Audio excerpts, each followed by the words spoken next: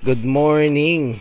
Umagang umaga to kasi nagpunta kami ni Mama dito sa pinakamurang bagsakan ng isda dito sa Cavite, ang Pandawan. Napakamura ng isda rito, guys. Kung mapupuntahan nyo lang to, dito yan sa may Rosario, Cavite. I-search nyo lang sa Google Map, Pandawan. Ayan, napakasariwa ng mga isda. Dito binabagsak yung karamihan sa isda na nauhuli dito sa may vicinity ng Pilipinas, syempre.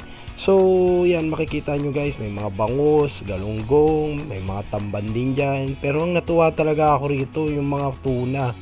Ang lalaki ng tuna nila. Kasi pag napupunta ako ng palengke, bihira ako nakakita ng ganyang kalalaking isda na binibenta sa palengke. Pero ibahin nyo dito sa Pandawan.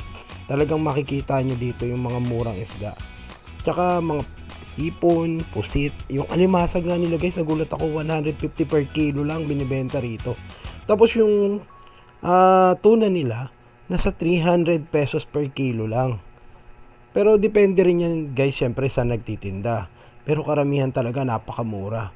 Ayun nga yung flying fish, maniniwala ba kayo? Nakuha lang ni Mama yan ng 60 pesos per kilo.